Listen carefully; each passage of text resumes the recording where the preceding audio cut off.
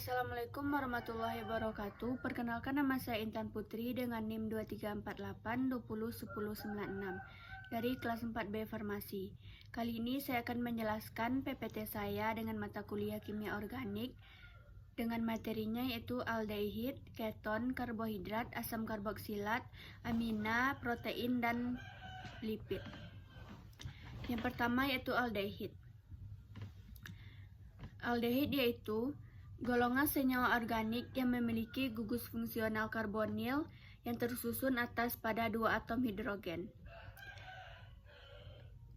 Kegunaannya yaitu sebagai bahan pengawet formaldehid, sebagai bahan baku industri dan pangan asetaldehid, di bagian industri farmasi yaitu sinamaldehid.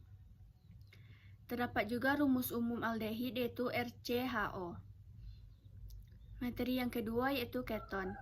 Keton atau alkanon yaitu golongan senyawa organik yang memiliki gugus fungsional karbonil yang terikat pada dua rantai karbon di kedua sisi. Klasifikasinya yaitu aromatik, siklik, dan alifatik. Sifat pada keton yaitu termasuk golongan senyawa semipolar. Yang kedua, terdapat pembentukan ikatan hidrogen dan ikatan dipol. Yang ketiga, mempunyai rantai pendek, umumnya larut dalam air. Kegunaan keton yaitu pelarut dan baku industri, yaitu aseton, metil keton, pada industri farmasi yaitu nebumeton dan metedon. Yang ketiga yaitu karbohidrat. Karbohidrat adalah biomolekul yang terdiri dari atom C, atom hidrogen, dan oksigen. Biasanya dengan perbandingan atom hidrogen dan oksigen yaitu 2:1.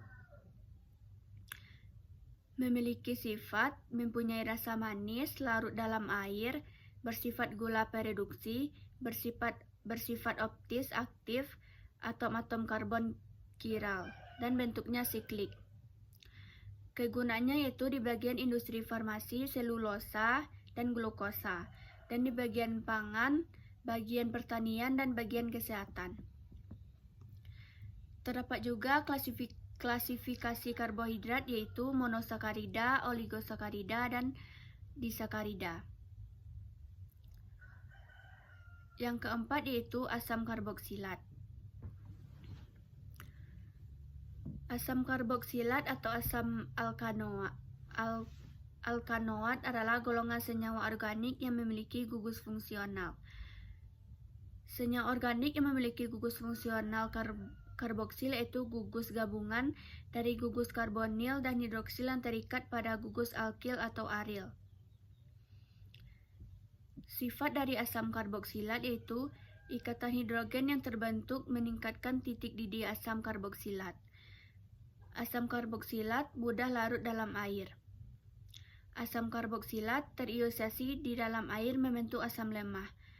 Asam karboksilat dapat bereaksi dengan basa membantu garam karboksilat.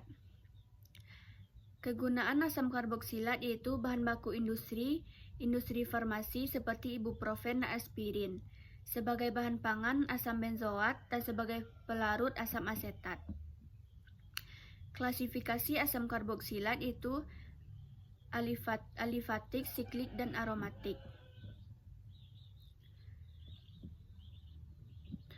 Yang kelima yaitu lipid. Lipid adalah kelompok molekul alami yang meliputi lemak, lilin, sterol, vitamin yang larut dalam lemak, seperti vitamin A, vitamin D, vitamin E, dan vitamin K. Turunan lipid yaitu lipid sederhana dan lipid kompleks. Sifat lipid yaitu titik didihnya tinggi, pada suhu kamar berwujud padat atau cair, lalu larut dalam pelarut nonpolar. Mempunyai viskositas tinggi, massa jenisnya lebih kecil dari air. Bila dihidrolisis akan menghasilkan asam karboksilat yang dikenal dengan asam lemak atau bau tengi. Kegunaannya itu di bagian industri farmasi, di bagian pangan, pertanian, dan kesehatan. Yang keenam yaitu amina. Amina adalah turunan organik dari amonia, di mana satu atau lebih atom hidrogen pada nitrogen telah tergantikan oleh gugus alkil atau aril. Klasifikasinya yaitu amina primer, amina sekunder, dan amina tersier. Sifat dari amina merupakan basa lemah yang mengikat proton H+ untuk membentuk garam amonium. Bisa membentuk atom hidrogen. Amina primer memiliki bobot molekul rendah dan berupa gas atau cairan yang mudah menguap. Biasanya aroma amina primer sama seperti amonia. Kegunaannya sebagai pewarna di industri farmasi, industri minyak, dan bahan pengawet epoksi. Dan yang ketujuh yaitu protein. Protein adalah kelompok biomolekul berukuran besar dan makromolekul yang terbentuk dari satu rantai panjang atau lebih asam amino. Yang sifatnya yaitu sukar larut dalam air, dapat mengalami koagulasi oleh pemanasan dan penambahan asam atau basa. Bersifat amorfer karena membentuk ion Zwitter. Dapat mengalami kerusakan, terenaturasi akibat pemanasan, perubahan pH, radiasi, dan reaksi kimia. Klasifikasinya yaitu protein primer, sekunder, tersier, dan kuartener. Kegunaannya yaitu sebagai bahan pangan di bagian pertanian dan bagian kesehatan. Baiklah, hanya itu hasil dari PPT saya. Saya akhiri dengan Assalamualaikum warahmatullahi wabarakatuh.